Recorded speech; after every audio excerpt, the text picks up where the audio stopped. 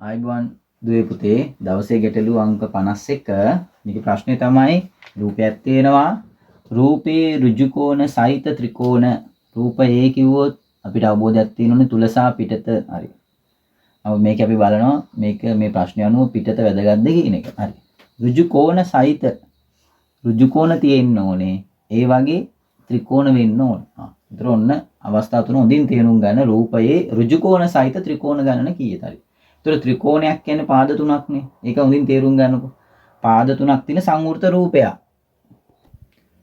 එතකොට දරුවෝ ඔය කියන ලක්ෂණත් එක්ක අපි බලමු උත ඍජු කෝණයක් තියෙන්නත් ඕනේ. ඒක ත්‍රිකෝණයක් වෙන්නත් ඕනේ. හරි. එතකොට අපි ඉස්සලා මෙන්න මේක අක්ෂර යොදාගමු.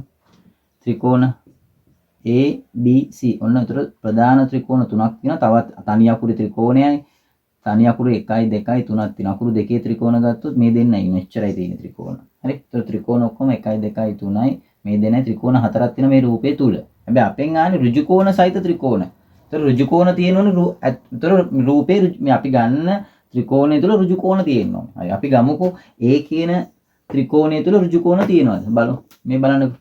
මෙන්න මෙයාට මෙන්න මේවා මෙතන ඍජු කෝණයක් අවු වෙනවා. මේ කෝණ දෙක ගන්න බෑ පුතේ. හරි මේක අඩු කෝණනේ. ඒතර මෙතන එකක් තියෙනවා. හරි. ඊළඟට අපි බලනවා දැන් මම බලනවා ඉතින් තනි අකුරේ. තනි අකුරේ ත්‍රිකෝණ වල තියෙන ඍජු කෝණ ගණන. හරි. ඒතර B ත්‍රිකෝණයක්. ඒතර මෙයාගේ ඍජු කෝණ අවස්ථාවක් මෙතන ගන්න බෑ. මෙතන ගන්න බෑ. නමුත් ඔයාලට පේනවද මෙන්න මෙතන තියෙනවා යාට ඍජු කෝණයක්. ඒතර එකයි. පැහැදිලිද? එතන එකක් තියෙනවා. ඊළඟට C ගත්තම C ගෙත් මෙතන ගන්න බෑ පුතේ. මෙතනත් ගන්න බෑ. නමුත් අපිට ගන්න පුළුවන් මෙන්න මෙතන අපිට ඍජු කෝණයක් පේනවා දරුවෝ. ඒක තනි අකුරේ ත්‍රිකෝණ වල 1 2 3ක් තියෙනවා පුතේ. ඉතින් තේරුම් ගන්නකො. හරි. දැන් තනි අකුරේ ත්‍රිකෝණ ඍජු කෝණ බැලුවා. අකුරු දෙකේ ත්‍රිකෝණ වල තියෙන ඍජු කෝණ. මේක තනි අකුරක්නේ. මේ දෙන්නාම ත්‍රිකෝණයක් එන්නේ නැහනේ. මේ දෙන්නාම එන්නේත් නැහැ. හැබැයි මේ දෙන්න ගත්තම ත්‍රිකෝණයක් පේනවා. ඒතකොට එයාට ගත්තම මේ ඒතකොට බලන්න මේ සම්පූර්ණ රූපේ දිහා මේ.